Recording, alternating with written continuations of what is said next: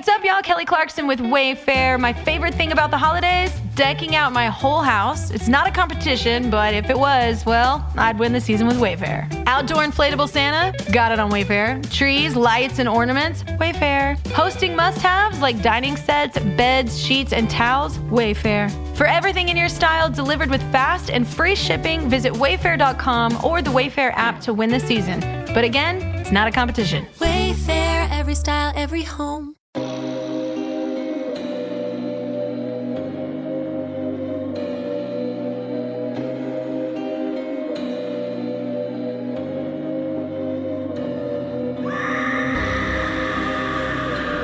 Hello, kitties. This is yours truly, the Crypt Keeper, and you're listening to Slasher Radio.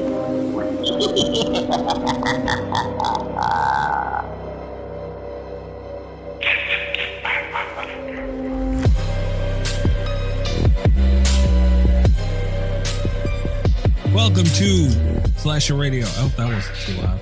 Host Mikey Bones, Cat Valor, and Rob Humphrey. What's going on, guys? What's happening? Not much. How's it going? It is going. I have a can of Arizona iced tea, and I got thirsty, and I'm kind of all over the place right now. Oh, Jesus, I dropped my vape. Holy shit. All right. What is going on over there? Good God, man. Get yourself together. I was not prepared, I guess. I don't know. Welcome in, everybody. All right. We've been super busy as of late this month. It's October. So also, I forgot to mention the anniversary of the show passed too on the 1st of this month as well. Oh, really? Yeah. Oh, happy anniversary to us. Yeah, right? I guess horns and whatnot. The show started in 2018, I believe. 19, 20, 21, 22, 23, 24. God damn, 6 years old. It's like a weird number too. Yeah. You know? So, yeah. Happy anniversary, guys. We didn't do what's shit the for it. 6th anniversary gift? Looks wood? Oh. Happy anniversary to me and you, my friend. No. Sorry. It is not wood. It is 6-year anniversary gift. It's iron. Oh. Yeah. Okay. Iron. That's less Iron. fun. It's our iron anniversary. But what do we get each other? Frying pans? I don't think that's a good gift. What do you get somebody for iron? I don't know. I closed the thing already. Oh. All right. Iron gifts here. Yeah. Here's one of the ideas they have. An engraved cast iron skillet. Hey, guys, for your anniversary, get your wife a skillet and see how that goes over. You'll get hit with it. You can't do that. No, she'll give back a skillet. I'm pretty. Oh, yes, you will. The velocity behind handing the skillet will vary drastically. That is really, don't do that, guys. No, that's really dumb. Some of the other stuff is, well, some of the stuff is just stupid. It's under traditional 6th year anniversary gifts, a mini pizza maker. Somehow I feel like that's a tradition that doesn't go back that long. Yeah, probably not. Yeah. Although, not a bad gift to give, though, honestly. No, it's not. It's not. You can also get a cast iron Dutch oven. A Dutch oven? Uh-huh. I thought that was when you fart under the blankets and hold them under. This is a different kind, the one you cook in. They really got a Dutch oven? I didn't know that. Yeah. Here's a weird mushroom sculpture. I don't know who the fuck you'd get that for. Anyway, basically, that sounds like the best one. Yeah. Basically, no one knows what to get somebody for the 6th anniversary. No one knows. Yeah, but the pizza maker you can get away with because, and then it's, oh, look, babe, we can make pizzas together, at home. Yeah, all that shit. You're still walking a thin line on that one. Absolutely. All right. Yeah, we had a lot going on this month. Ice Nine Kills, Dead by Daylight, and everything in between. The anniversary that we didn't celebrate. All these things we had going on this month. But we are going to have a little discussion, which, honestly, obviously horror topical and all those things. Honestly, I wouldn't be mad if we did this more often. Not like replacing movies entirely, but. So I sort of thought about this, and I was thinking in my head we could talk about this. Think of it as the president once a year gives a State of the Union address, right? Yeah. Talking about how things are going in the country. I feel like in October, one thing we should try to do, and somebody's going to have to remember this because we know it ain't going to be me, is we do like a State of Horror episode.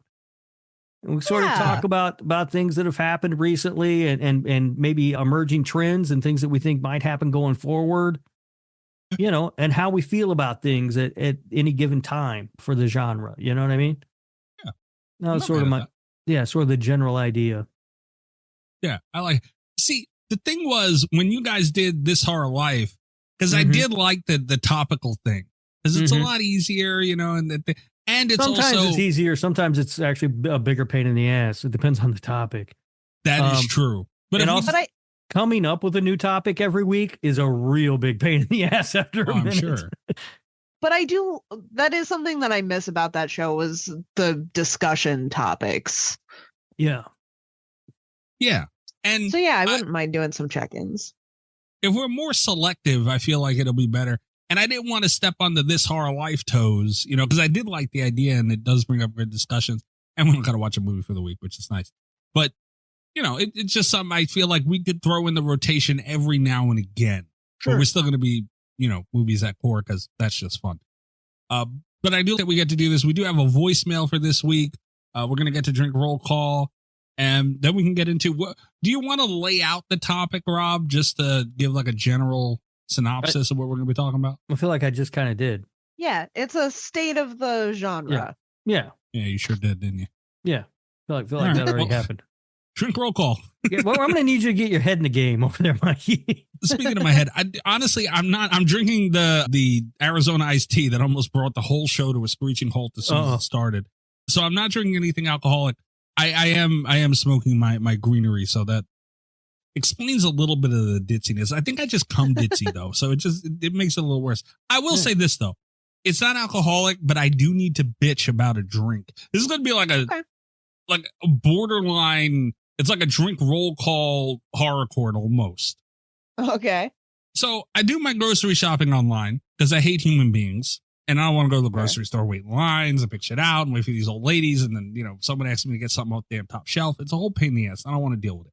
So I don't. And I order my stuff online. They deliver it to my house. Beautiful, right? So I'm going through and I was getting drinks and everything. And they had this stuff, Pepsi. I don't even have it in front of me. But it was like a boosted, hold on. I have to look it up now. I thought I would have remembered because I was mad at this fucking thing all day. Okay, here it is.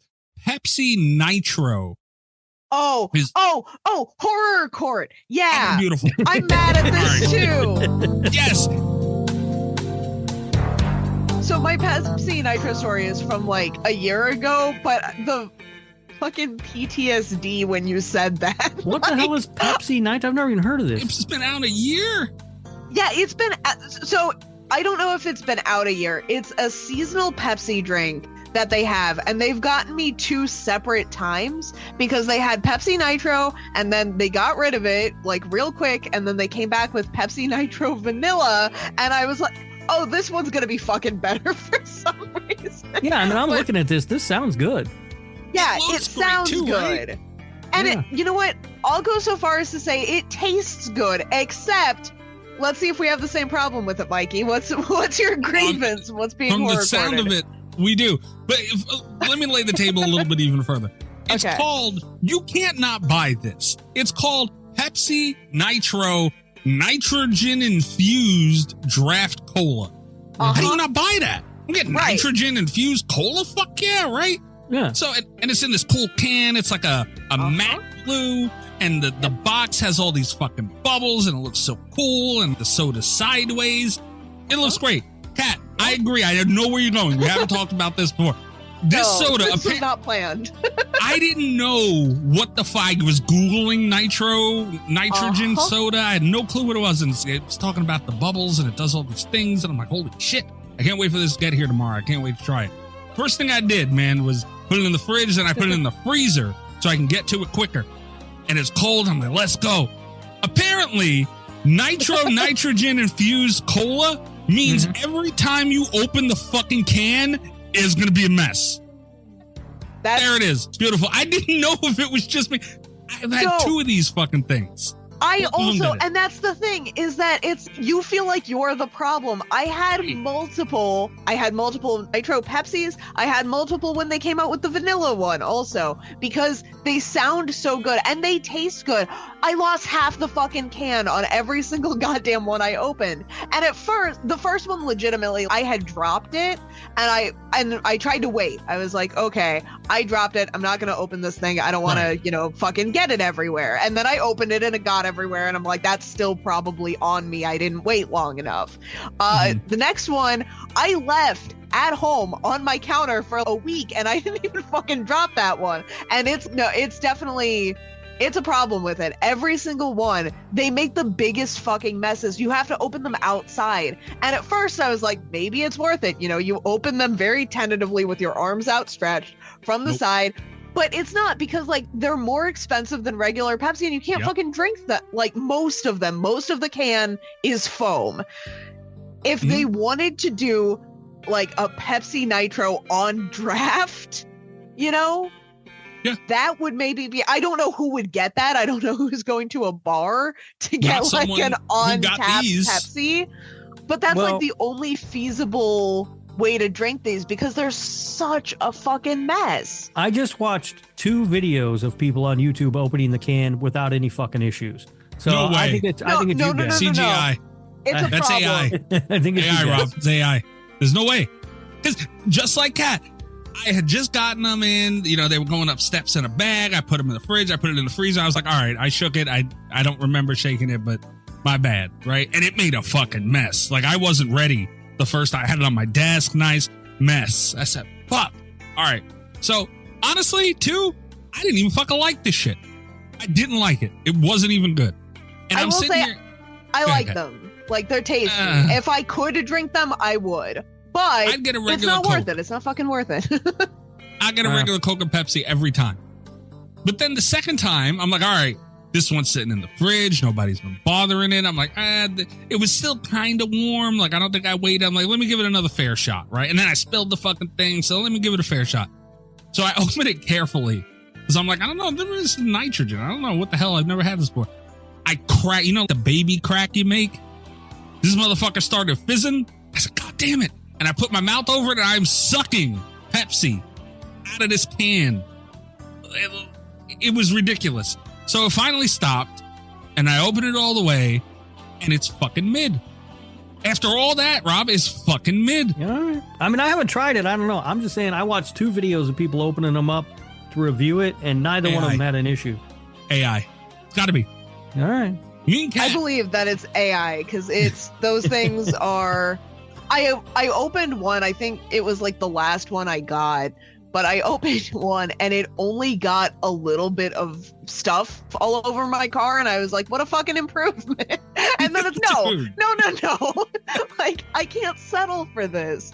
This is so. And then can because they keep like promoting it and then taking it away every time they get me where it's I think this one's gonna be better and then it's just it never is. I keep falling for it. I don't like them. I'm mad. I'll look and see if I can find it when I go to the store next time and give it a shot. Don't do it. We'll see what happens. Don't do it, dude. I'm telling you. In fact, I didn't even look on stopandshop.com. This thing has a 1-star rating. And I go to the rating. I didn't notice this yesterday. I probably still would have bought it. But I didn't notice this, but it says, probably not worth it. The latest gimmick is the title. This should have went in with the movie reviews. We got reviews this week, guys, still. Probably not worth it. The latest gimmick. Actually haven't tried it yet. At the price it sells for, I may never. But think of this. Common air is 78% nitrogen. What a fucking genius. But other beverages do that too. There's nitro coffee. Fucking Guinness is nitro. That's the thing is that I really like other nitro things. Yeah. My favorite Starbucks order is their nitro cold brew. I think that's delicious. I'm a big fan of the nitro beers. It made sense to me that Nitro Pepsi was going to be good. And I think that they were almost onto something with it. It's just that they have not figured out how to put it in a can reliably in a way that's not going to explode. Dude, so it has 43,431 reviews on Amazon with a 4.6 rating. Out of 10 or out of 5? Out of 5. Jesus Christ, that should be out of 100. Honestly, holy shit. No, it's not even I'm gonna try it because I don't believe you guys because I'm watching people open these cans left and right with no problem. Open it outside. Don't say we didn't warn you, is all I'm saying. It's gonna Oh, make a no. mess. If I get shit all over my kitchen or something, I'm going to blame you both. You better We're not. telling you now. I am 100% going to blame you both for making me try it. We're not even going to tell you not to get it at this point. Just open it outside is all we're saying. Don't All open right. it in a car. No. I feel so much better. You don't understand. I couldn't wait to bitch about this to you guys. Yeah, I'm shocked though Kat had the same experience. That is so funny. Yeah, and I knew right exactly where you were going with this because I've Crazy. opened one of those fucking cans. If it doesn't make a mess for Rob, I'm going to be pissed at this point. So we're clear. Yeah. Rob's doing the math right now. He's like, how many cans of this do I have to get video of me opening one without there being a problem? They If pricey, this only too. happens 1 out of 10 times, so I'll open all 10 of those cans. Seriously. Like, it's $9, man, for 4 cans. And granted, they're bigger than, regular 12-ounce cans, but still, it's a lot of money for 4 sodas that you're going to waste at least a quarter of each. Well, that's why they're in bigger cans. They know that it's going to blow out the top. Okay, Seriously. cans worth of soda. Shit. All right. What are you guys drinking? We talked about in the pre-show, I went to a soccer match today. And I started drinking beer when I was there. So I just continued the beer train going. And I was going through a drink roll called Graveyard to get some beer out of my refrigerator. And I came across the Holy City Brewing Pluff Mud Porter that I'm drinking currently. What the fuck is that? It's a porter. You've never had that on the show, have it? Has Yeah. it, Kat? I think he has. Yeah. Yeah. Yeah. Oh. I don't listen when you talk. I guess not. I feel like I would have remembered that name. Yeah. It's decent. It's a decent porter. All right. Kat, what about you? I have, speaking of drink roll call Graveyard, I got so excited by the Bloody Mary and then the whatever the fuck dumb thing I was drinking last time that I completely forgot. I still have Mai Tais left. I've got some Cutwater Mai Tais. So we're cleaning out the fridge today. I went to my handy, I live in a good neighborhood alcohol drive-through recently, and because we were supposed to have transfusions, which we did not, we were all out of transfusion in a can, so I didn't get to try that, but I'm gonna make some space for it and hope that they restock this week. Yeah. Well, it's getting kind of cold to be drinking transfusions now. Well, I know, but they didn't have it and I want to try one. Yeah, but this week is honestly, it's kind of cold to be drinking a Mai Tai also. Yeah, it was cold with that soccer game. I'm sorry, soccer match. It's a match. Yeah. Football match. The footy match. Like you know about soccer. You know shit about Yeah, soccer. it's out there at the footy match and it's chilly. The amount of shit you make fun of me for, like girly drinks and everything. You're gonna call it a footy match. That's what they call it, Will. Mikey. You're gonna get Will all excited and you're gonna get him going. Will, thrill me. All right. Oh, I just keep dropping stuff. What's happening tonight? I think I'm being haunted, guys. Jesus Or you're Christ. just fucked up. Jesus Christ. 2 things can be true. All right, 917-397-KILL. Trace the call. It's coming from inside the house. That's 917-397-5455. You can leave a text message or voicemail for the show. Text messages get read by Ghostface and voicemails get played, discussed, all that stuff. I got a warning for this one.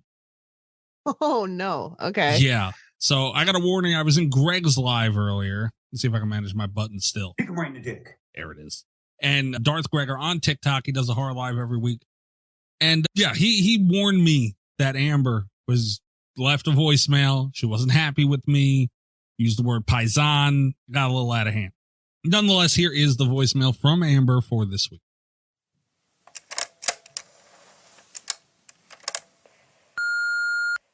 Well, first off, hi, everybody. Hi, Rob. Namaste. Thank you Namaste, for being Amber. so kind, generous, and supportive. Hello, Kat. Beauty and brains. I love your darkness. Fuck, Mikey. What the fuck is wrong with you? As many years as I've been your friend, I have had your back on a lot of things, and you just forget me?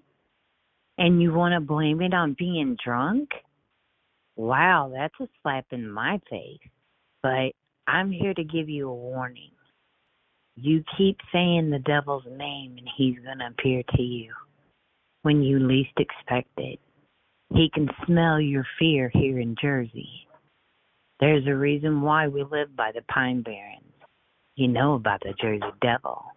I'd think about what I'm saying, and I would take care of it before it's too late because he's coming for you. As for the 2 shows that I recently listened to, Terrifier and your 100 Variety Countdown, excellent shows. Proud of all of you guys. But Mikey, what the fuck?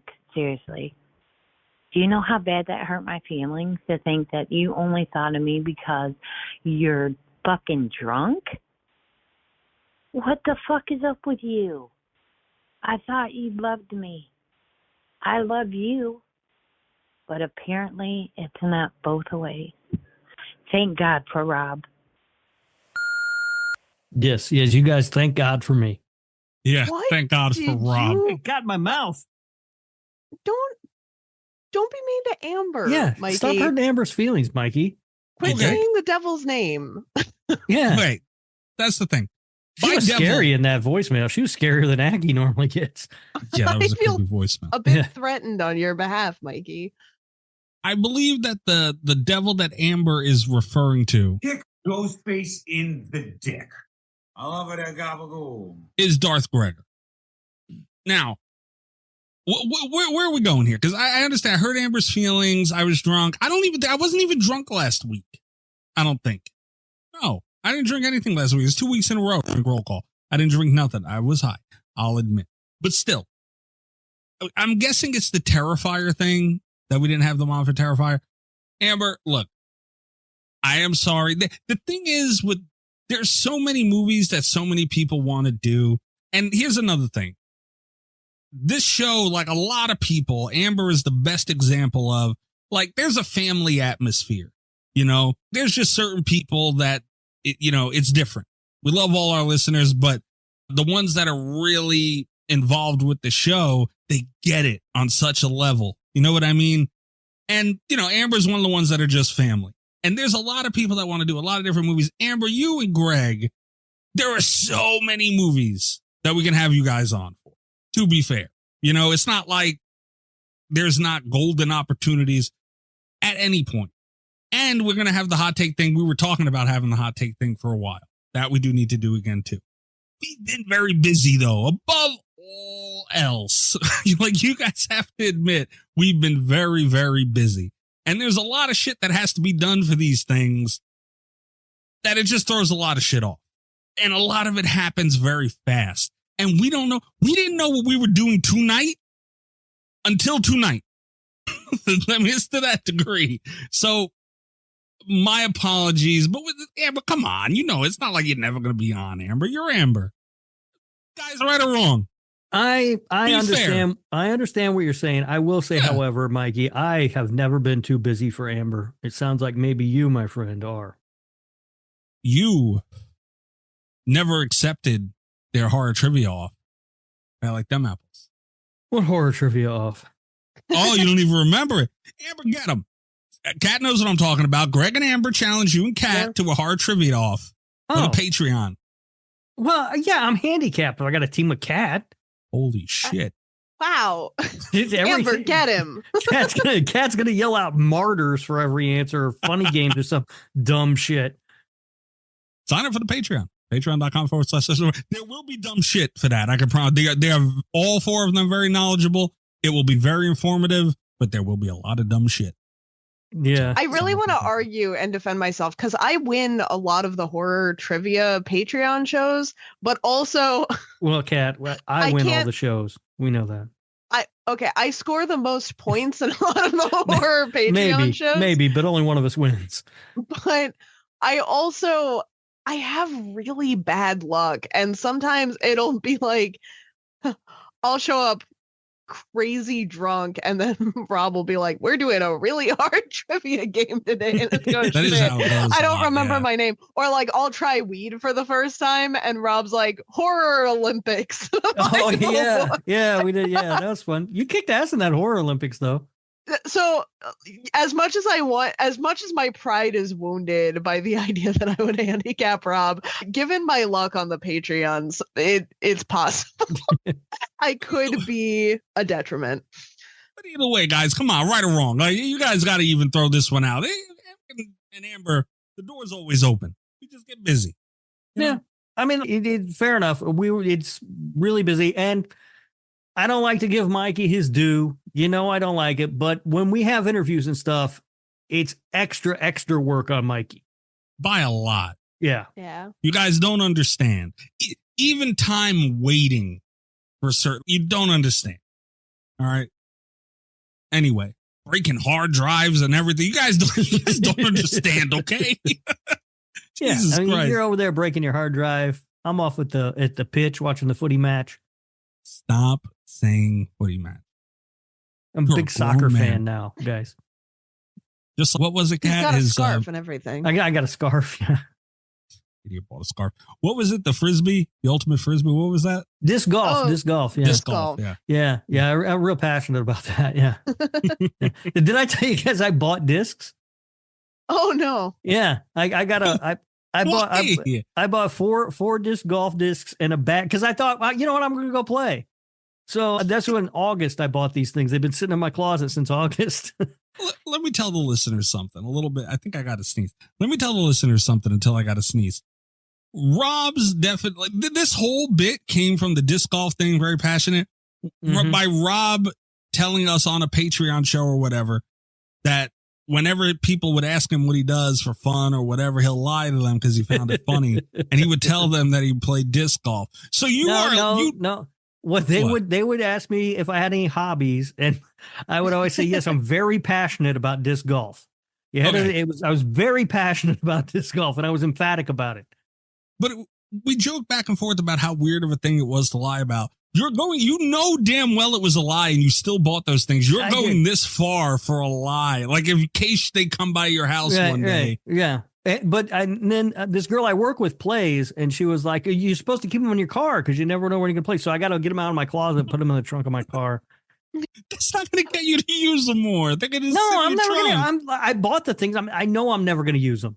I knew it when I was buying them, but I thought, you never know. It could be fun.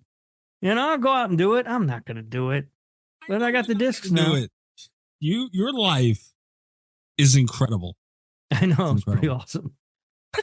Just wake up one day and out of nowhere in a group chat, your co-host is going fucking ballistic about how he's now going to be a plant owner. He's decided. He just woke up today. No. And he wanted to do it. No. My son wanted to be a plant owner. I got stuck with the plants.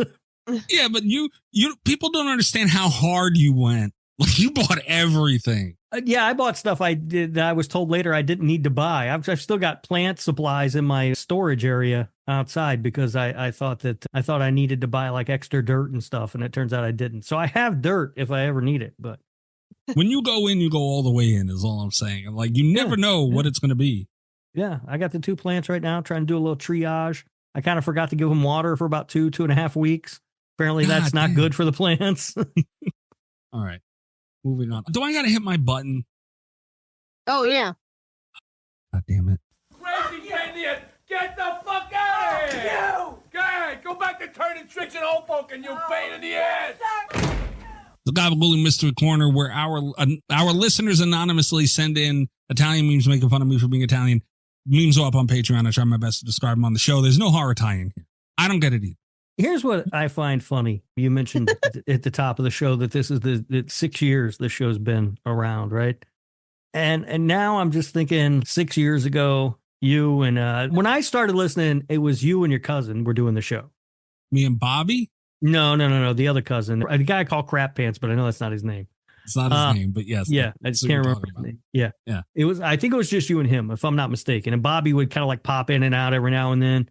Wow, you were listening a long fucking time. Yeah. And then you went around and you switched it up with some different people and stuff. But I like to think that 6 years ago, or a little more than 6 years ago now, you were sitting around with your cousin. You're like, you know what we should do? We should start a horror podcast. We talk about horror movies. It'll be a lot of fun. We'll give our opinions. We'll make Grandma Bones proud. And here we are 6 years later doing this. That's not the direction I thought you were going. Yeah. Did you 6 years ago, did you think I'm going to be looking at Italian memes every week? Never in a million fucking years of my life. I never knew how long you were listening, though. Holy shit, you were listening a long time. Long time. I never knew that.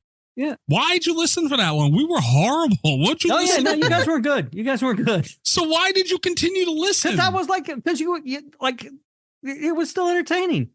Like, I enjoyed it. Bullshit. There's no way. That shit was terrible. So I have a thing about podcasts that I listen to for the most part. Or I used to. Not so much anymore. But back then, I liked podcasts that it sounded like people who were just sitting around talking who didn't really know what the fuck they were doing. People have gotten much better at it. Also, equipment's gotten better, so the sound is better and everything. But some of my favorite podcasts that I started listening to, I mean, I think one of the first podcasts I ever listened to, I've been listening to this show for over a decade now, literally sounded like garbage every week when it came out. And it was just two dudes sitting around like with a mic on a coffee table. Literally. There was something I liked about that. I don't know why. Now, when I listen to a show, if it sounds bad or whatever, I'm like, well, they're just not even fucking trying. But back it's then, so that was easy. Back then, that was it was hard, and people didn't know what the fuck they were doing. And there was like a charm to it. You know what I mean? It's like when you watch a shitty independent film, and you could see the boom mic and stuff, and you're like, all right, they're fucking trying. I was the shark movie a podcast back then. Is this really the full circle we're doing right now? Yeah. So that is kind of sweet, though, that like it was just the stars aligned kind of thing for Slasher Radio to evolve at the same rate that Rob's podcast tastes were. Yeah. Like, lucky me. Being refined. Yeah. That is what it was, though. We had a blue snowball microphone. Those mics are terrible, but they suck. Adorable. Everybody. I don't know if people still think they're great. When those things first came out, everybody thought they were the shit, though. And everybody used them, and they all sounded like shit. They all sounded terrible. And I stand by it, dude. I might, if I had it still, I would fucking use it right now. I mean, this show would sound very different. It would be for the gimmick, but I loved it. It was so adorable. I loved it so much. Anyway, yeah. All right, meme time. Let's see this fucking thing. Whoa. Yeah, I'm not sure what I'm looking at here. Honestly, I mean, I know what it is, but it's just odd. It is kind of odd. I have a little bit of a preface for this one, more for the listeners than for you guys, because you guys are already looking at it. We had like 2-3 months ago at this point, we had a surge of Italian shark memes. And that was a thing that I promised we were going to be doing moving forward. And then we had a couple timely things. We had a guest. We had a controversy, and then we had to make up for the controversy. And now we're finally back to the last couple of. We actually had one that's not even an Italian meme; it's just a shark meme. But this is like the last of the Italian shark memes. Yeah. And this is kind of nice after the run of Italian memes that we had. Yeah, you're gonna make me bleed, Jesus Christ! Listen, God damn it, Rob. Look. Show meeting, real quick. But yeah, it's nice. The show is edited very differently. We were just talking about times have changed. All right. Mm-hmm. I don't listen to every word of the show anymore. Oh, okay. So I don't know how you're doing it. Forget about this. You might want to mark it down. I don't know. Yeah, I don't think it's that wrong. I think you can say that. I think it's fine. I feel like the deal we've made about it. You know what I mean? Yeah, maybe. I just write a fucking note that says. And I gotta do a note that says again. I really hope I remember to go back in and do this. God damn it, Rob. All right. The biggest lead up to a terrible meme ever. It's a shark eating a plate of spaghetti. It's AI. Yeah, but it has a beer too. At least I think that's supposed to be. I think it's supposed to be a beer. Looks like cranberry juice. And a little necktie. He's dressed up for his fancy Italian feast. Like a bow tie on. Would you? Now, I know, Mike, you've said before, you're on record as saying you don't really like his bow tie's in that spaghetti. Yeah. That's a bow tie. Yeah. You're on the record as saying you don't really like spaghetti. Now, would you eat this spaghetti? No, I was going to get to that. Okay. Because, there comes time, I'm leaning right into it unintentionally. there's times where the food in this segment is so egregious, I have to say something. Mm-hmm. This is AI. Somebody didn't draw this, so this is what a computer spit out. But it has little pieces of, actually, not even chunks of tomato. Yeah, I mean, those look like full-on slices of tomato. Yeah, it looks like it got stuck between pepperoni and tomato in the AI machine making this. Yeah. They put tomato sauce in it, and that's what AI thinks tomato sauce is. I guess, but it looks awful. And I don't know what's that green shit supposed to be? I think it's basil, right? It's basil. Is that what basil looks like? Not as green, but yeah. All right. But yeah, no, this is a bad meme. Like, this isn't even a good meme. It's not funny. Look at the silverware. Nobody faces their silverware that way when they're sitting at a table.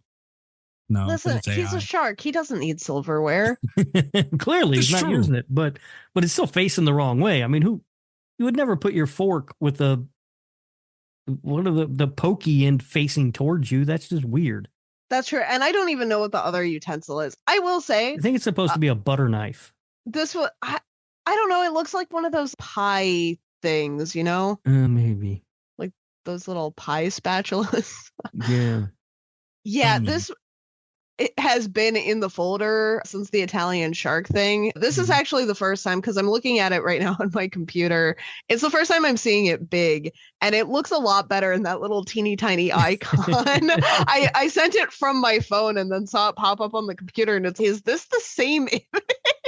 I feel like this is what happened. I feel like somebody went to whatever AI thing is out. I don't understand how AI works. I'm fucking old. I don't know.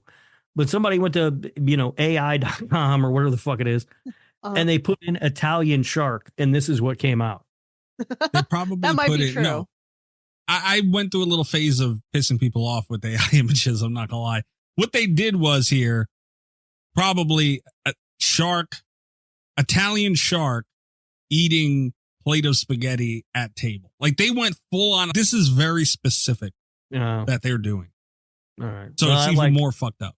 I like my idea better, because if this is just what AI thinks Italian shark is, that's amazing.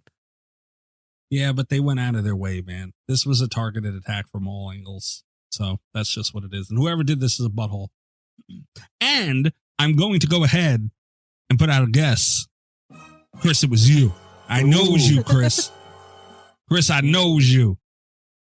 I hope Chris comes forward, one of the few people to come forward and admit it. That's what I want, because Chris, I know you're silly with the AI stuff. So there it is. I took my shot. That's what you guys get now. All right. We're going to take a quick break. That was really dumb. Like, this meme, this was almost a waste of a beam, honestly. Listen, Mikey, they can't all be winners. I've got these queued up for the next 2 years. What do you want me to do? 2 years. Wonderful. Take a quick break.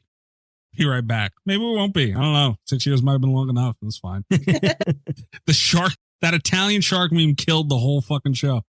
Hey, what's up, y'all? Kelly Clarkson with Wayfair. My favorite thing about the holidays? Decking out my whole house. It's not a competition, but if it was, well, I'd win the season with Wayfair. Outdoor inflatable Santa? Got it on Wayfair. Trees, lights, and ornaments? Wayfair. Hosting must-haves like dining sets, beds, sheets, and towels? Wayfair. For everything in your style delivered with fast and free shipping, visit wayfair.com or the Wayfair app to win the season.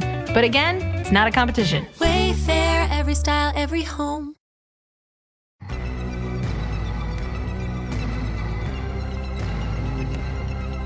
All right, we're back. Rob, this was kind of your idea, I think. Yes, it was. Yeah, Rob, would you like to kick this off? Yeah. So we were talking earlier this week, and it was like, I know we've been busy. Mikey in particular has been really busy, and there was some talk about breaking the Terrifier 2 episode up into 2 episodes. And I was like, well, let's do something a little easier this week. Like, it won't require us to watch a movie. You know what I mean? Not a whole lot of prep has to go into it. There's a lot of stuff going on in, like, the genre that I some stuff I'd like to talk about, just sort of in the horror community in general. And I'm sure you guys might have some things that you want to talk about too. So let's just we'll take a look at where horror is at right now and where we think it might go. Okay. from this point. I think, I don't know, 4 or 5 years ago, I really felt like we were in sort of this golden age of horror. And the last couple of years, I feel like we're seeing that sort of go away. Like I feel like the quality of movies over the last few years has started to dip. This year's been a little bit better, but I still feel like the quality's down from where I'd like it to be. There just aren't as many good movies coming out year after year, it feels like. Real quick on that point. I do think that this year was a down year, but I think we've been so spoiled recently that it's not as down of a year as it seems.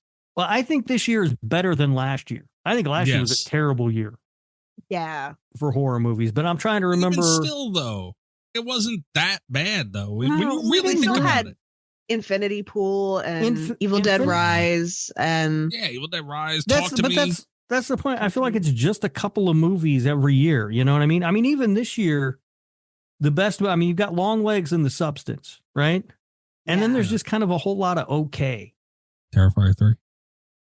There's a whole lot of okay. No, Terrifier 3. Look, again, whether you like it or not, though, it was a big movie and it didn't disappoint. It's not like it disappointed. It was I'm hearing more disappointment from fans of Terrifier than I'm not. I'm not. I finally seen it too from our episode last week. It's a good movie. It's not as good as 2. It's better than 2 in my opinion, but that's not saying much. I'm a low fucking bar. Debatable, but still, that was very good for horror. And I've seen a lot of positive about it. I haven't seen much negative at all, honestly. But still, we had, how many movies is a good year, not counting recently? You know what I mean? What would you think? See. We'll see. Trying to think of what was a really good year. Right. So I feel like and this is just kind of tailored to me and my preferences, but I do feel that when society is struggling, we tend to see upticks in really good horror around that time. And it's not just horror. I feel like all speculative genres do this. Like we see rises in, like dystopian fiction and which covers, sci-fi, and we've got good fantasies and stuff coming out because people are just ill content. And I think they turn to media to kind of help remedy that. So society is not doing great these days. We're having a lot of crises as, humanity, I guess. So I feel like there has been a lot of uptick. Unfortunately, I feel like we've hit a point, and for a few years it was really, really good. 2021 was like one of my favorite years that in horror that I've been alive. Like I just felt so spoiled. Well, but you've only been alive for 15 years, so it's not, But I thought that was just a brilliant year of horror. I felt like there was good stuff coming out all the time. I had the experience of going to the theater a handful of times and seeing good stuff and like being there for big releases. And then also, like when I was catching up on stuff after the fact, it was like, oh man, here's more good stuff. And it was just like, that was incredible. Now I feel like we're at a point where the issues that we're having are also starting to creep into the production line. There have been a lot of movies this year that have been failed by one area of the production process or another. There have been a couple that I've been really turned off by because of, like practices that I don't believe in, and like just outer world stuff is starting to creep back in. And I feel like our balance has gone from like, people still have a lot of things to say about how scary society can be, but also society is starting to negatively impact the movie world. And it's frustrating. I guess also a lot of the things that we're seeing commented on, one of the big things is like, not a lot, but one thing that I already don't need any more movies that are about scary AI shit. Like I'm done with that. I don't want to see anymore. And I don't know if either one of you have seen Afraid that came out earlier this year. Afraid. It is one of the stupidest fucking movies I have ever watched. It is so bad, so generic, and so forgettable. I really, and I've gone on record as saying this, I'm very, very against AI in the movie production process at all. I think if you have a studio with artists on it, you have no reason to be using AI. And we talked about it because it's come up on the show a couple times. I was really against it in Late Night with the Devil. I was impressed by the hoops that Fede Alvarez used for the generative, whatever you want to call it, AI that was used in Romulus, which I feel like was better, but also not necessary and brought down the overall experience of the film for me. They're just like, I think there are different degrees of it, but my main stance is bad. That being said, and I'm like really irritated, obviously, right now with Blumhouse, like the rest of the horror world this week, because they want to take it in that direction, even though they're already like a mid-budget studio that's very profitable and don't need to be doing this. They could be doing whatever they wanted. And I think it's very dumb that they've chosen to go in the direction of generative AI after releasing a movie like Afraid or The Threegan about the horrors of AI. That all of this to say, as much as I am against it, I also don't want any more movies about why it's bad. I get why it's bad. I'm there already. I don't want to see it over and over and over again. The funny thing about that Blumhouse thing is that Jason Blum shared that on Twitter as if it was this great triumph. And I don't know if you looked at the replies. He took a virtual ass kicking on Twitter. I have been laughing about that thread pretty much all week. Yeah, I don't know that, I will say, I don't know that Blumhouse makes a lot of like major missteps like that. Yeah, they put out movies that aren't great sometimes or whatever, Yeah. But that, I don't know how you could read the room so wrong as to tweet that out as if it is this great accomplishment that you have achieved. And you know what I mean? And just think that people are going to be on board and not come at you for it. That was so weird. There are, because Lionsgate did something similar recently. And first of all, no one reads Lionsgate's shit. So it went a lot more under the radar, first and foremost. But also, Blumhouse in recent years has had a track record of producing movies that are about why AI is bad. And while I'm not saying that they need to do that more, you would think that anyone would know at Blumhouse that AI is bad. It's just, and that was something I saw recurring in the comments a lot as well, was people bringing up Afraid and The Threegan and the spin-offs that have been announced for those, and asking, if Jason Blum even knows what kind of movies they've done in the last couple of years. Yeah, it was really pretty funny. I did kind of feel bad for the guy because he does seem like a nice guy, but he was it was brutal. And it was also really funny. And I can only feel so bad for you because you kind of stepped in it, man. I mean, come on. There was no way that was going to ever go over well. No. Yeah. But I don't, like, Mikey, you mentioned Terrifier 3.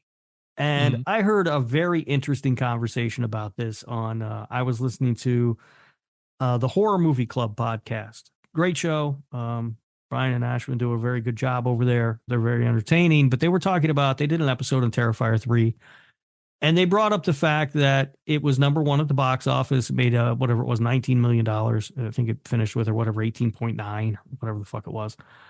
And the question became, because it was a not rated film, that it had bypassed the MPAA and went straight to theaters.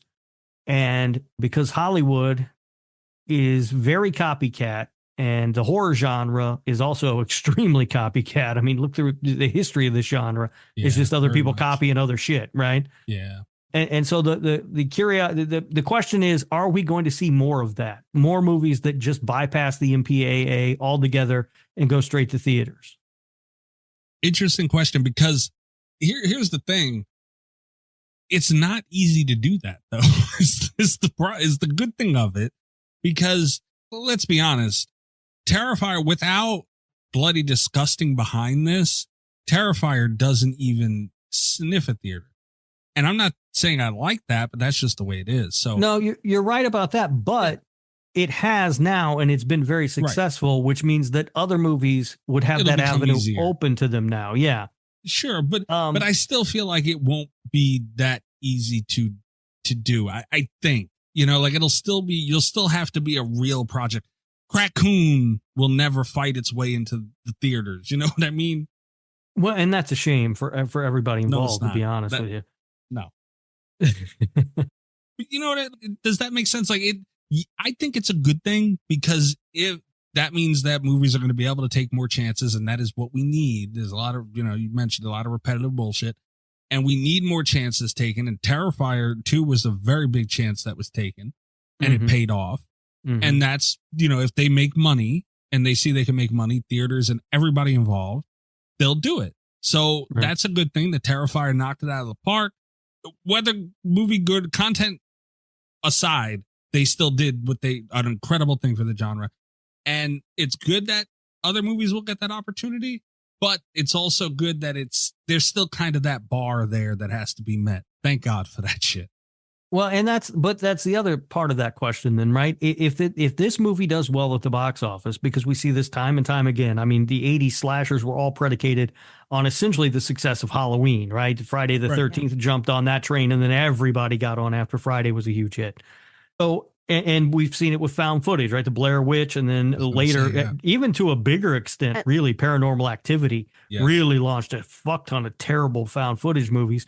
Are we going to see, if not in theaters, just a bunch of people who go to make these sort of gory, over-the-top, extreme slasher films in the vein of Terrifier that are all going to suck real bad? Yeah. I also hope, and this is a little bit different, but on a similar point, I'm also seeing like just smaller budget movies do better in theater and hit wider theaters. A couple years ago, like when Shudder started doing their like limited runs for Shudder exclusive movies in theaters, there weren't any places near me that I could go that were screening any of them, because they were, events. And it's like Mubi, whatever the name of that company is, Mubi. Yeah. They had done very limited screenings before, and I had always missed them because they weren't playing around me. So getting to see The Substance this year was really cool. Also, Oddity was playing, and it wasn't super convenient. It was still kind of a drive, but it was like a feasible drive that I was able to go do because and I like that we're seeing these smaller budget, like limited distribution things get a little bit more widespread. I wonder if that is because of Terrifier 2, because that was so successful and we're taking, more theatrical chances on things. I do think that's the upside of this. I hope that picks up steam and spark. I 100% believe, though, that we are going to get like very over the top, low budget killer clown movies for a while. Yeah. And then most of them are gonna suck, right? Like the found footage craze. There are some good ones in there. You can sift through all that garbage and find a couple of good ones, but for the most part, they all suck. Yeah. And also, Kat, I'm really sorry you made a long drive to watch that snooze fest of a film called Oddity. I liked Oddity. Oh God, that movie was boring. I will say it's dropped out of my top 5 since then, but at the time, I had long legs, and my next highest movie was still Tarot. So I was so relieved to see Oddity in a theater by that point. But you're right about that. I've seen some of those Shudder limited release things. And I saw Late Night with the Devil in theaters. I saw It's a Wonderful Knife in theaters, unfortunately. I saw In a Violent Nature played it here. And that is stuff that, honestly, those sort of limited releases didn't come around a lot. Yeah. In the past. It was the kind of thing where if you saw a movie was getting a limited release, that usually meant LA, New York, Chicago, and maybe one or two other big cities. And now it seems like they are starting to spread those out a little bit more. So, and maybe that is part of the reason why. I don't know. Yeah. And also back to the unrated things in theaters. Obviously Terrifier is not the first or unrated film to be in theaters. It might soon become the most successful. Right now, that record is held by the Beyonce concert film Renaissance. Bullshit. Which went I unrated. would not have guessed. Yeah, it went unrated to theaters. It made 33.9 million domestically and 44.4 million worldwide. Terrifier, I don't know what Terrifier's at now. That's so stupid. Unless it had one of the Diddy freak-offs in it, it didn't need to be rated. You could just put out a concert, a video of a concert. What's the big deal? I think that's the thing is because if you don't go through the studio, you're not allowed to have a rating. No. So it doesn't matter what's in there. No, you don't have to go through a studio. You have not the studio. The the board. The MPAA. Yeah. The MPAA. You have to submit your film to them. The reason, what I understand, the reason that the Beyonce film was released unrated wasn't anything to do with the content. It was because they wanted to get it out in theaters quick because Taylor Swift had just released her concert movie, a couple of months prior and done extremely well. And they they wanted to get it in theaters as quickly as possible. And going through the MPAA is it just slows it down. It's another step that they were like, it's a fucking concert movie. We don't need to go through there. Had nothing to do with the Diddy freak-off? I mean, I didn't see the fucking thing, so I don't know. But I feel like that would have made news. Never know. Just asking. Yeah. Question. So it's not. And I remember like Hatchet. I don't know if the first one, I don't know. At least one of the Hatchet entries went to theaters unrated. Not many theaters though. Yeah. So it's, it's happened before. I don't know. The Beyonce movie I believe opened at number 1. At the box office, but it's not something that happens often. But I am kind of wondering whether or not we're gonna. And you know what? Look, I'm not gonna be sad if the MPAA goes away. To be honest with you, because fuck them, they're a pain in the ass. But it's just I'm curious to see whether we're gonna start seeing more unrated movies show up in theaters or not. No, and it's a good marketing technique, honestly, right? Yeah. You're like, hey, this is an unrated movie. That'll drive people. It's like those fucking it's the parental advisory stickers on fucking CDs. Remember? I don't know. Yeah. Do they still do that? I don't even know if they do that anymore. But they used to put that shit on the fucking CD, and then everybody wanted. You didn't want the shitty like edited version. My grandfather got me a CD once, and it didn't have. That's how I knew it didn't have the sticker. I'm like, oh, of course, my grandfather would get the edited one. God damn it! Like, I listen to rap music, man. There's no reason to listen to it. It's got bleeps. Every other word's bleep. Yeah. Every once in a while that happened. Like there was, I don't remember what album it was, but there was something I bought it at like a fucking Walmart or something. I didn't know there was an edited version. You know what I mean? Like I just didn't even know. And I got it home and I'm listening to it. I'm like, oh, motherfucker. Yeah. I used to keep when Blink-182's self-titled album got really popular. I was the only one of my friends that had like the unedited one. So I used to keep like extra copies just like burned in my locker to distribute to swap out with the edited versions for my friends because it was really important. That was all I did that year. It was like it's important to me that everyone hears every fuck on this album. Yeah, absolutely. Absolutely. I was going around school making people listen to Blink-182, Rob. I was. You just burn that CD over. Listen to this. Now they're fucking bootlegging Blink-182 albums. She owes them millions. Yeah. Yeah. Another thing though, that I do think that it's not like a huge thing with the decline. And I also want to bring up something positive at some point during this discussion that I do mean to bring up. But for right now, I feel like we're kind of in trilogy season, and I'm not, that's not an excuse for all the movies, but like the bigger ones, Maxine, Halloween Ends as of recent, and, just stuff like that. And even whether it's beginning or ending, like when you get the back end of a trilogy, which is kind of where we're at now after 2021, the movies are going to decline. Let's say anything, like usually the second movie, as it goes on, the original is always the best, that whole discussion. So I do feel like that contributes to it too, because Maxine was supposed to be a really big movie. That kind of flop. Exorcist Believer, it was the beginning of a trilogy, but there was high hopes, high anticipated, Blumhouse, all that stuff. Mid. So it's like the trilogies, as big as they were and as great as it was going, I don't know, man. Maybe not everything needs fucking 3 movies, That's the one that really scares me, is because I felt for a while like we were getting so many original non-sequeled films, and now I feel like so many of those have gotten sequels that I don't feel that way about it anymore. They just, the couple that I'm most upset about recently, Ready or Not 2 is happening. We're didn't getting a even sequel hear to about Ready or that. Not, which I don't love because it doesn't need it. And it feels like a weird movie to not be standalone. And then also we're getting, there's the American Psycho remake that's coming out that I don't feel real confident in. Yeah, a lot of shit coming back, man. Strangers Chapter 1. You know, did you guys see the teaser trailer for Chapter 2?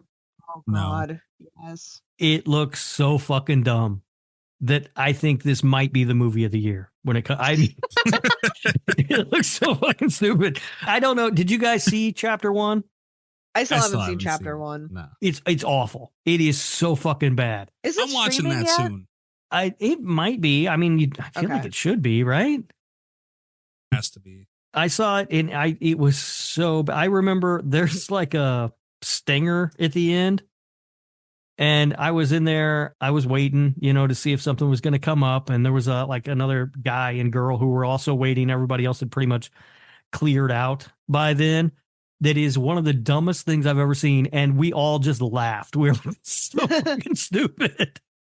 So I don't know when Chapter 2, I guess, is coming out next year now. They'd said it was going to be out this year. It got pushed for whatever reason. And it looks like, it is. You can watch it on Stars. So if you have a Stars subscription, you can watch Chapter 1. I do not have a Stars subscription. I don't think I have a Stars subscription. We'll put it that way.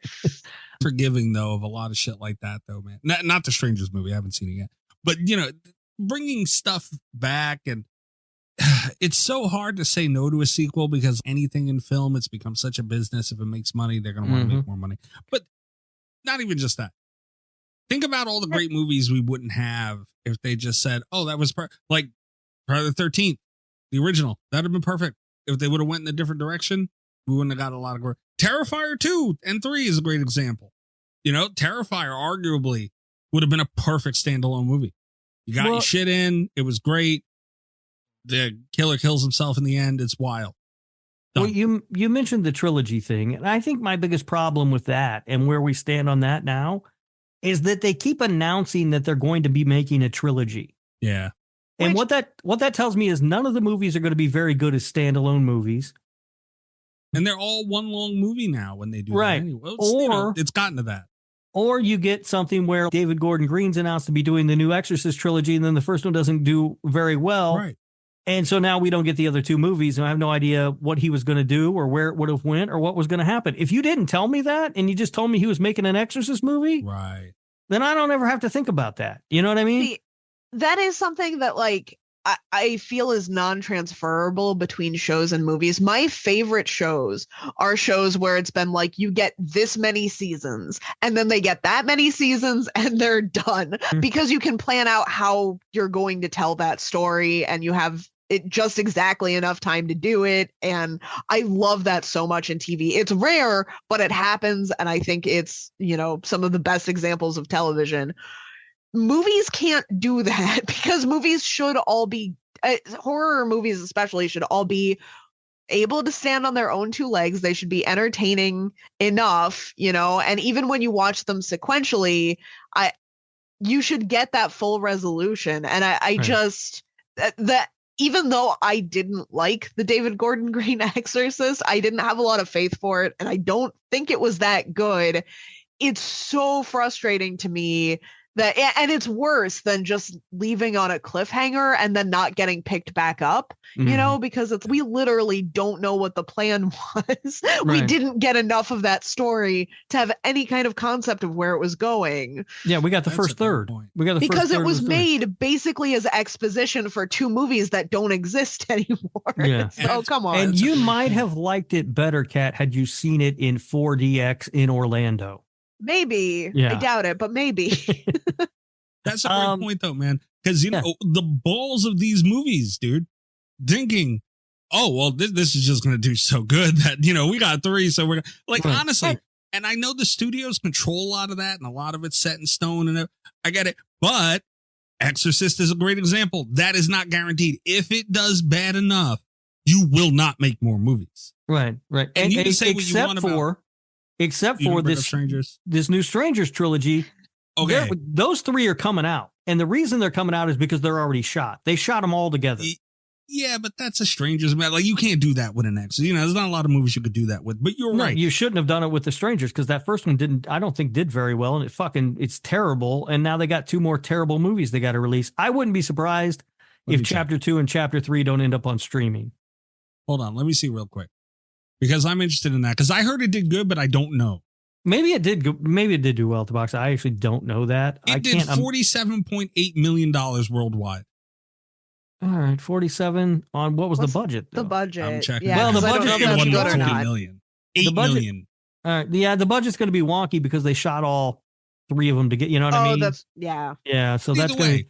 But yeah, all right. So they made their money back. I mean, it did well. They made more than their money. I mean, even if you factor in marketing, they still cleared that by $30 million.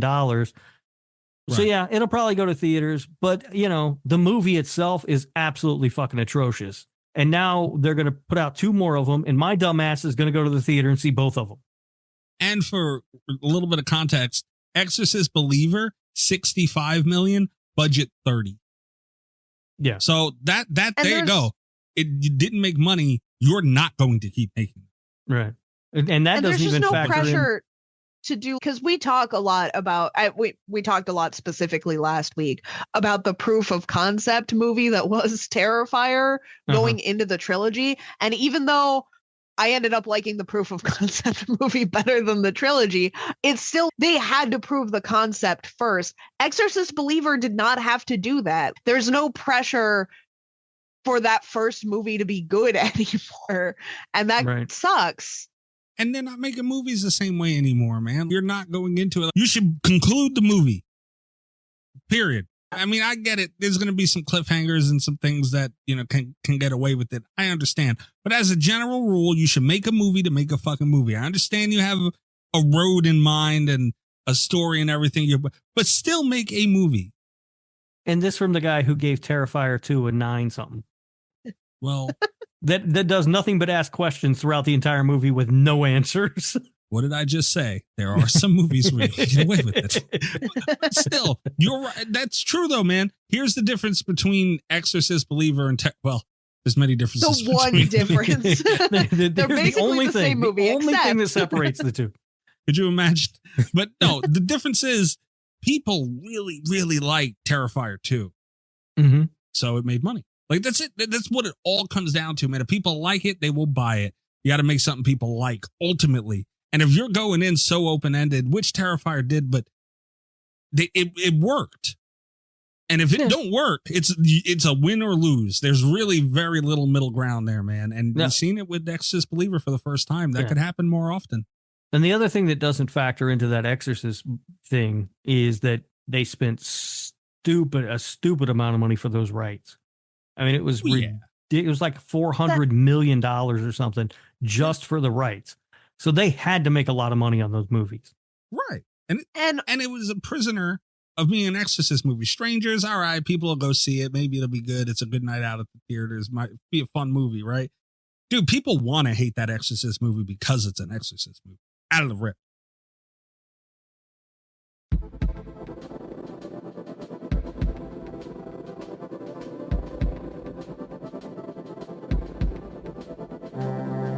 I would love to see more in terms of things that I would like to see more from horror. Not necessarily that I expect, but I would love to see more adaptations of books. There was this great period in horror where we were making movies based off of books, and now we just make movies based off of the movies that were based off of the books. And there are other books. There are new books coming out all the time. And I talked about it earlier this year before the American Psycho remake was announced, because like back when it was still kind of rumors, they're talking about the rights to American Psycho. And I pointed out that Maeve Fly, which we talked about for the slashies, it actually won some very big literary awards. Like, people went crazy for this book. It had a lot of the same themes as American Psycho and had a lot of really cool set pieces. Like, it takes place at a non-licensed Disneyland location. Yeah. And it's, there are like a bunch of old movie starlets that they pay homages to. And I think it would be a really cool movie. It honestly might be a better movie than it was a book. And it's very frustrating to see to see that the movie world is just like, oh, but let's do American Psycho one more time, But and we don't need that. It doesn't make a difference if instead of remaking the movie American Psycho, they go back to the book and try to readapt it. So sometimes, yes, I feel like getting a new vision of a book, especially if the movie wasn't so good, can be great, and that's another thing I say is always remake films that aren't good to see if you can make them better. But American Psycho, here's my hot take of the day. I don't love the book American Psycho. I was really looking forward to it. I saw the movie first. The book is a lot, and I think the movie really pulled some stuff out of there that is more than justice of the book. I don't know that we need a different take on that. I would like to see a take on something else, whereas I can't think of any off the top of my head, but I'm sure that they've made movies that, the new It's they went back to the book, they said. Yeah, but those were worse. Like they still got it wrong. Yeah, I didn't read American Psycho either. I've read one Bret Easton Ellis book, and good Lord, I can't imagine doing that again. So you understand what I'm saying with American Psycho. We don't really need another one of the. Salem's Lot is a good example. I'm okay with the original miniseries, but they didn't really get everything right in that. And they went back to the book and they tried a second time. If a third person wants to take a crack at Salem's Lot, I'll allow it. I'll be honest with you. I didn't think that new Salem's Lot is that bad. It's not terrible. I would rather watch that. I would rather watch that than the miniseries because the miniseries is slow as fuck and it goes on. I'd rather read the book than any of them, though, which I think. The book. I'll be honest with you. The book is kind of slow too. I don't know about that. It's good. Kat, there's a whole chapter about what the milkman's day is like or some bullshit. I don't give a fuck. Yeah, but he's having a very spooky day. Yeah, so. He's dropping off the milk here. He drops off the milk there. Who gives a fuck what the milkman's doing? It's a very slow book. It's fine. I don't dislike the book, but it's very slow. The mini series, though, for me, sitting down and watching it, not only is it slow, but it's a mini series, so it's 4 fucking hours long. What they did with the new one, I felt was they tried to condense that. And I didn't think it was that bad. It's not going to be my movie of the year. It's not going to be in my top 10 probably, but it was fine. It was okay. But and that's the thing too. I'm a little bit hopeful because we are seeing still a lot of remakes of movies that have been remade before. We're seeing a lot of classic remakes. We are starting to see a few more just straight from book to screen adaptations, which is giving me some hope. One of them is Stephen King, and he's a very, very big name. Like, I don't think he's ever going to have problems getting his stuff adapted, but Fairy Tale is getting a new adaptation, which gives me some hope. Wait, there was a Fairy Tale? I don't even know what the fuck Fairy Tale is. Oh, Fairy Tale is a Stephen King book that came out I think last year. It's actually being adapted by A24, which I like. I like everything about this. Yeah.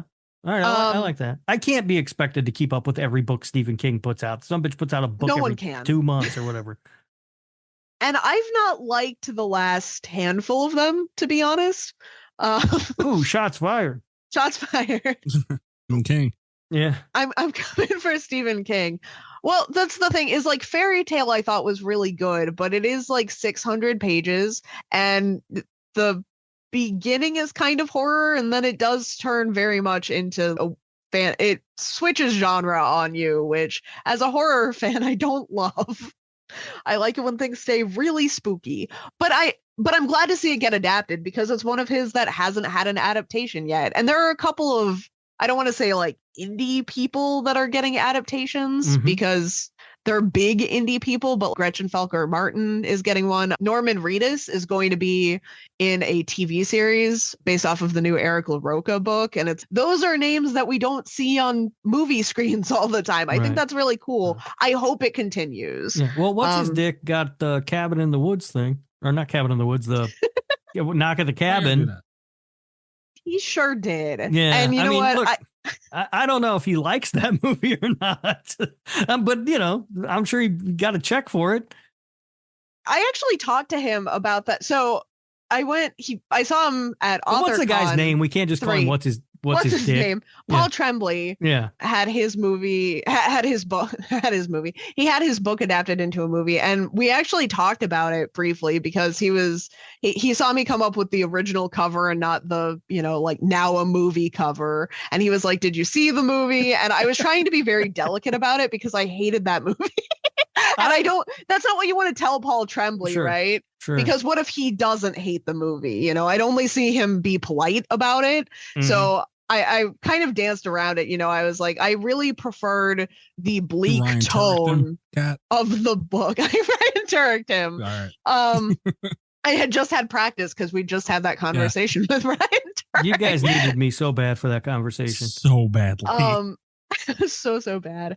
But I was like, I liked the bleak ending of the book. And he was like, I think the movie was a lot more bleak. And I was like, oh, because I didn't get that out of the movie. But then when he described it, he was like, there's something that's just like really horrific about knowing that there is a God and he has been confirmed and he'll just do these kinds of things. I felt like Paul Tremblay was having an existential crisis about the movie adaptation in front of me, So. Imagine if Grady Hendrix asked you about what you thought of the movie version of My Friend's Exorcism. Hendrix is super approachable. I probably would have straight up told him to his face that movie was trash. I'm seeing him here fairly soon, here in the next couple of weeks. Maybe ask him. Yeah, maybe we'll get to that. Ask him that and ask him about his ass. The other thing that I think is funny is that anyone would buy a book with Dave Bautista's picture on the cover. Yeah, it's not him. So I don't think. I think it's the kid. That's is it the kid? I'm assuming. I didn't bring that copy of the book. If I'm not mistaken, the poster, which I assume was the cover of the book, but I could be wrong, was like the four of them standing looking at the cabin or something. Oh, it might have been. Yeah. That would be very funny. That was like a cover for the book. Yeah. Oh. One more thing that I really, off the top of my head, that I could think of to say, and it's positive, so it's important to get this out, I feel. Regardless of, we talked about a lot of good and negative things for the state of the horror genre right now. But I don't think the thing that we really drove home, and I think it's most important above everything else. Yeah, it was better a couple of years ago. Unarguable. It's wavering right now, but wavering might be a little mean. It's wavering from what it was, so it's still not, it's not like it's in trouble or anything right now. It's not like the early 2000s or nothing, but it's doing so much better. And we went through a drought, man, of some really bad movies, and then it got better, and then that drought hit a little bit again. And we had that jump scare fucking failure. We talk about phases that the genres went through. Goddamn Conjuring and Insidious movies. Kate, those Insidious movies are bad. That's kind of what the mainstream and most horror movies around that time jumped onto, was just spamming jump scares. Mm. And we went through that, and that was a very bad time. But it's come so far from that. It's gotten so much better. We have intelligent movies. I forget when that came up. We had actually when we were talking to Nick, Rob, I think you brought that up. We'll talk a little bit about that when we're signing out here, but we had that discussion recently with freaking Nick. You can check him out on TikTok.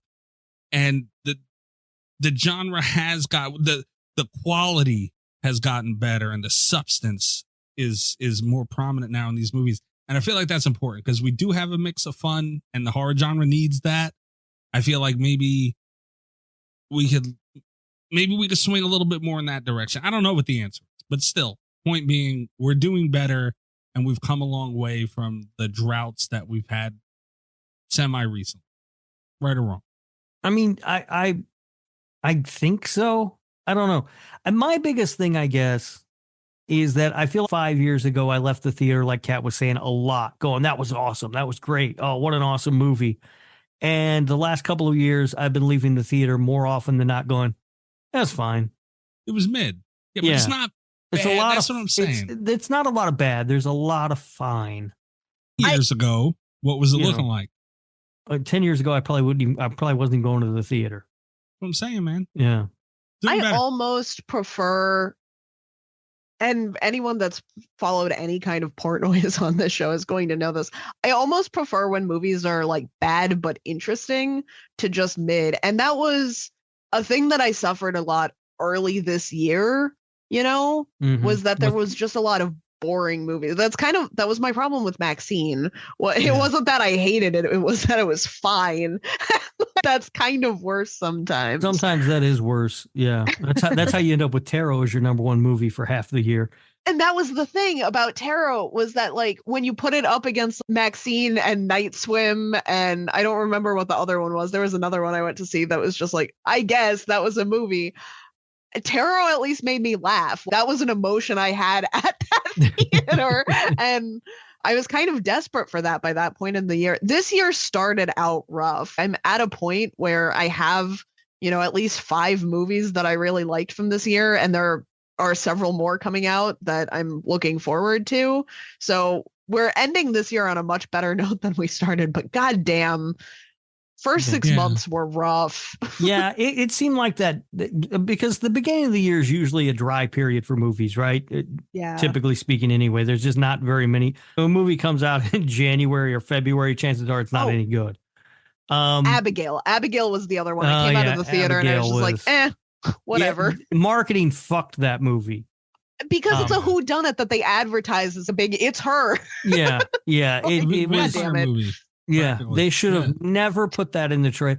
I understand that it's going to be maybe hard to get people into the theater if you're advertising this movie as sort of just a heist movie or a kidnapping movie or whatever.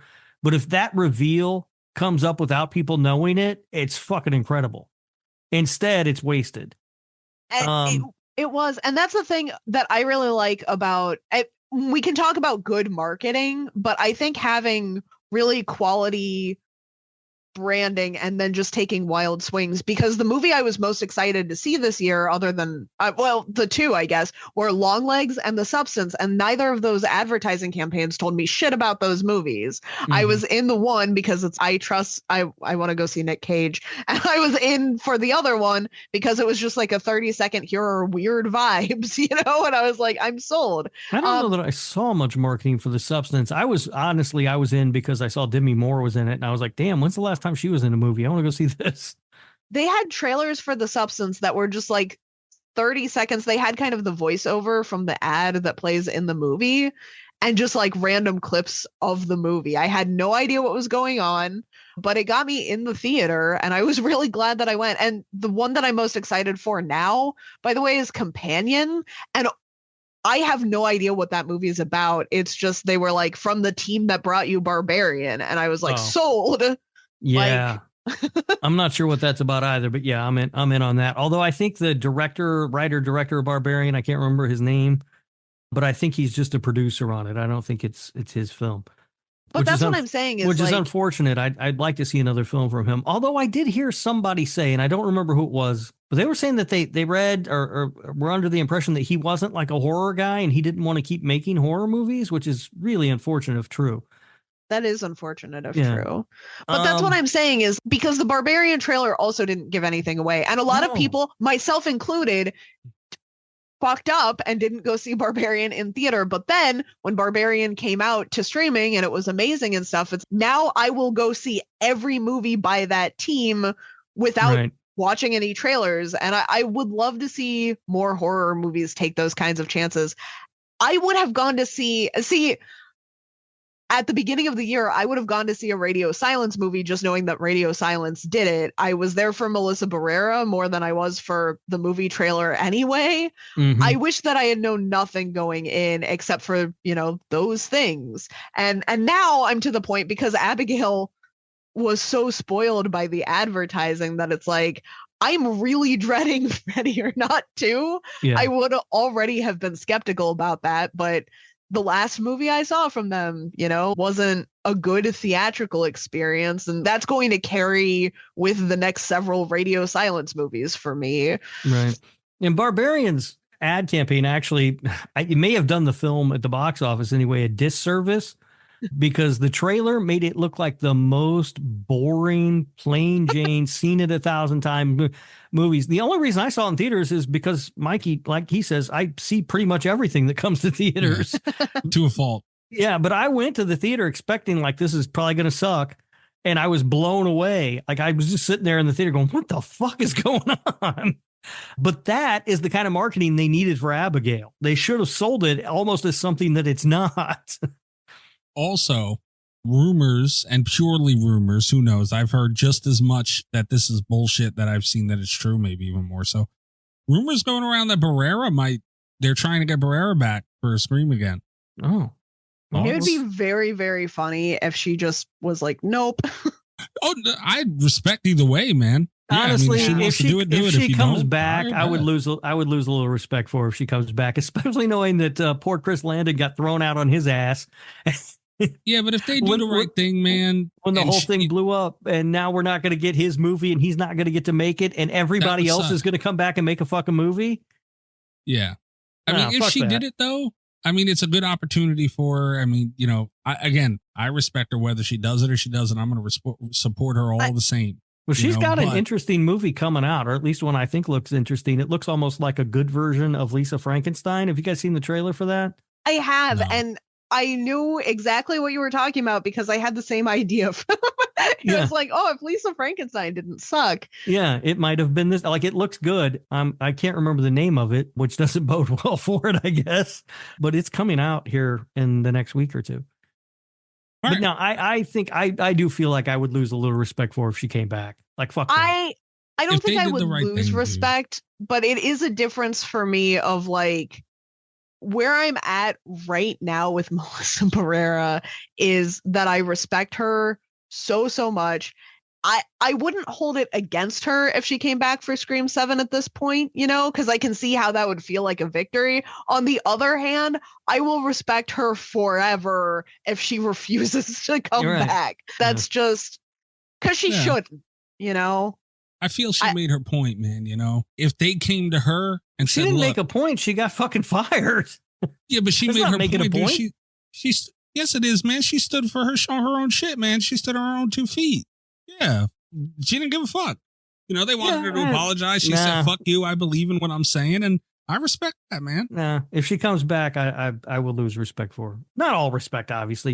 I think I did not like her in Scream 5. Like, I didn't think her performance was very good. I thought she was really good in Scream 6. She was the only thing I liked about Abigail.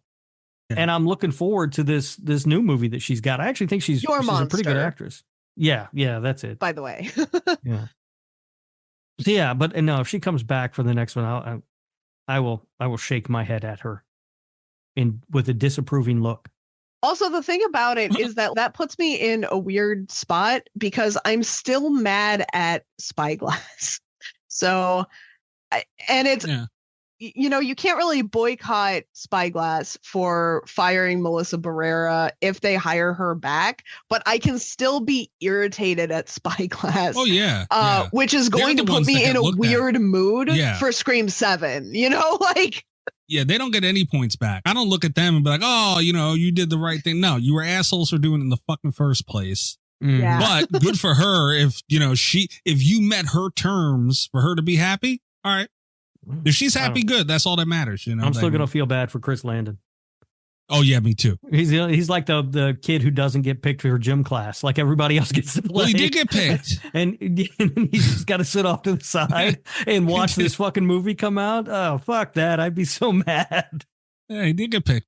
Oh, he was the bench boy. I get what you're saying. Yeah, he was on the bench. Yeah. And like the starter couldn't make the game, but then he showed up. Yeah. Oh, wait, no. Yeah, he got yanked and had to sit down. And then now he's got to watch Kevin Williamson go make a fucking movie with all the players that he was ready to make a movie. Yeah, that would really suck.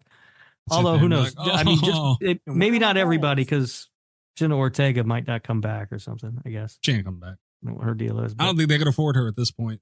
They got so much. I'm guessing they had to shell out plenty of money for Neve Campbell at this point. I'm surprised they got money for anything. Speaking of Jenna Ortega, this is not a horror movie, but she is my favorite person right now for really fucking over Disney. They had spent millions in like scene scouting and contracts and promotional material for a Pirates of the Caribbean movie spinoff starring like centered around the fact that Jenna Ortega came back, and then Jenna Ortega looked at the promo and she was like, no, I'm not gonna do that. This is dumb. Good for her. I was like, that's just such a power move. I love it so much. I don't know that I'm over my burnout on Jenna Ortega yet, so anything that keeps her off a screen is fine with me for the time being. Lord. I just need a break. I need a Jenna Ortega break. I need a you break. Do I get that? Beetlejuice, watching her run around in that fucking piece of garbage. I was going to say, I haven't even seen Jenna Ortega do anything since Wednesday, and I know you didn't watch that, but yeah, I forgot she was in Beetlejuice. Yeah, she was in Beetlejuice. It is getting a little easier to deal with her, but boy, there was a period of time. Come on, Mikey. There was a period of time where you could not escape her, and my God, that was annoying. It was in 3 she's things. good, dude.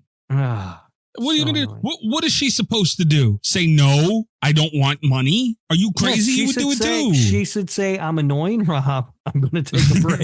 Okay, I'm going to take 6 months off and go away." Yeah. You would sit your happy ass in a green room anywhere and do as much as they wanted. They were paying you. Absolutely, I would. Yeah, but we're not talking about me. We're talking about her. I hope that one day, just like with Barrera. If she goes back, I will nod my head disapprovingly at her. If it was me and they were throwing me a stack of money, I'd probably go do it too. I really, really hope that Rob becomes an actor one day so that Jenna Ortega can be like, I need a 6-month break from this guy. He doesn't need to be an actor for that guy. We just need to get Jenna Ortega on the show and spend 20 minutes with him. She'll be like, holy shit. She was just everywhere. And I don't even dislike her. It was just every time I turned around, it was like a new thing with Jenna Ortega. And I'm like, oh. All right. Do you guys have any other points to bring up? I wanted to mention something, and this doesn't have to do with movies. This is about the horror community in general, and it's the bright time of year to mention this, and that is I am over the term spooky season. Can we stop fucking saying it, please? No, unfortunately, I like spooky season. We can't stop until after Halloween because until then, it is spooky season. No, spooky season, bro. I am saying from henceforth until the end of time, we do not need to say spooky season. It's dumb and it's annoying.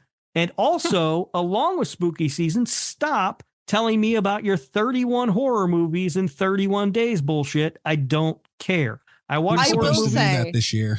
I watch horror movies all year round. I don't need to make a special occasion in October to fucking do it. Because it's the spooky season. Fucking it has become kind of I'm pro spooky season. If it gets more people to accept spooky season being longer, I'll just keep saying spooky season. But I am really frustrated with the 31 days of horror thing. The first year that it was around, because it's like, okay, so the normal people are going to be watching more scary movies. It's up to the spooky season year-round people to recommend 31 horror movies. I didn't mind the first couple of years, but now it's become this thing where it's, okay, well, everyone, including the layman's, are watching 31 horror movies in October. So how many horror movies can we watch? I saw someone today post, they're like, I'm at 64 out of 31 horror movies, and it's one a day, buddy. That's the point. Yeah. No, we were supposed to do that this year, the 31 days. I know you mentioned it. You mentioned it this year. I think you mentioned it last year, and I definitely avoided it both times because it annoys the hell out of me. I don't like it, and I don't like spooky season. I'm over it. Stop. I'll have you know, when I send emails for the show, if it's someone we've dealt with before, Behavior, a good example. Shot an email out, David Howard Thornton, another good example. I reached out to him about, coming on the show, a lot of contractual things. But long story short, when I send these emails to people we've dealt with before, I put, hey, how you doing? Hope your spooky season is going well. That's how I started. That's why we and how many interviews are we getting? We've been busy. David Howard Thornton said no. He was like, fuck this guy. He said he wished he could do it. And by the way, you just reminded me, oh shit, where did I put that button? You're lucky I forgot where I put the Art the Clown button, you son of a bitch. Is it this one? Yeah. All right. Yeah, no, he said he wanted to do it, but hey, maybe we should do that year round because we're busy now. So maybe in July, I'm like, hey, I hope your spooky season's going well. Honestly, I wouldn't mind it. In July, any other time where not every motherfucker's saying it. That's why I don't like it. The fucking normies are using it now. It's annoying. I don't like it. Fuck off with that shit. All right. Patreon.com/radio. Guys, make sure you check out the show, support it there, all that stuff. Tiers starting as low as $3 a month. There's extra show every week. Before, during, after bullshit nonsense that didn't make the show. You get that too, the Easter egg content. There's tiers with merch. Go check it out. Support indie horror. On Twitter, TikTok, and YouTube, we're at Slasher Radio. We have been doing pretty well on YouTube, and I appreciate that. Usually when we do these behavior things, obviously, you know, it's like that video's almost at 10,000 views right now. So that's really dope. And the interaction's been great. The comments are up, all that stuff. And make sure you subscribe to us on there and TikTok as well. We also did an interview, me and Rob, Kat, not so much the DVD player. I don't know how much, the whole Dead by Daylight thing splits our viewership so hard because you have the movie fans and the game fans. And I don't know how many are in the middle, but freaking Nick on TikTok, he's one of the top sources for DVD news and content over there. So make sure you check him out on TikTok. And me and Rob were on his Twitch stream. He does Hooked Ones, and that is it's almost like his podcast, but it's on his stream, and it's pretty much a show he does, and he had us on as guests and interviewed us while we were playing Dead by Daylight. It was entertaining. It was fun. I enjoyed that quite a bit. Yeah. Kat, Rob was very annoying. I don't believe that. I don't know what you're talking about. Nick Cage down. Nick Cage on a hook. Well, the girl that we were playing with, Kat, Rob went down later on in the night and she said, Nick Cage down. It was so funny. But yeah, that was a lot of fun. Nick is awesome. So check him out on Twitter. It's freaking _Nick, and TikTok, Twitch at freaking Nick, and any DVD player. He tells some horror stuff too, like licensing and everything that comes up too. So make sure you go check him out. That was a lot of fun. I think that's it. I'm at Mikey's Dead on Twitter. If you want to bother me, go for it. Rob, what about you? I'm on Twitter at Radio Rob123, and you can listen to the other show that I do with Kat, the Nick fucking Woo Cagecast. That is Nick effing Woo Cagecast in your podcast players. And we just released our episode on Drive Angry. And coming up, we're going to have our episode on a movie whose title is really generic, and I cannot remember off the top of my head. It's something about justice. Yep. I know that much. Yeah, by the way, you didn't say butthole this last episode. I know. I can't believe I forgot. I completely forgot about it. And there, in Drive Angry, there were a lot of opportunities where it could have come up naturally as the part that really... Yeah, that movie, there were buttholes to be talked about. That's what I heard, man. You guys had Nick Cage banging somebody in the middle of a shootout or something like that. It was crazy, dude. You gotta watch that movie, Mikey. It's nuts. We were trying to figure out how to get it on the podcast. It does have the devil in it. Hey, if we're doing any Nicolas Cage movie on this show, Let's Not Horror, you know which one it's going to be. We're just saying. But yeah, perfect opportunities left around. I was so annoyed too, because I'm like, man, this movie's got like ridiculous stuff, and it's going to be easy for me to say butthole. And you never even said it. Yeah, so now you got to say it. I was taking things very seriously, and I couldn't be bothered. I wish you would do that here. That's kind of the point. Kat, where are they finding you? You can find me on Twitter at cat_velour, or check out my website, catvelour.com. Hell of a deal. All right, guys. We'll be back next week. Next week, let me look at the calendar. Next week is Halloween. This episode comes out on Halloween. Holy shit. Ooh. Yeah. We got to do something big. No pressure. I've got a fun meme planned. Oh, good. That's we're covered then. Yeah. Wonderful. All the best with Slasher Radio Podcast.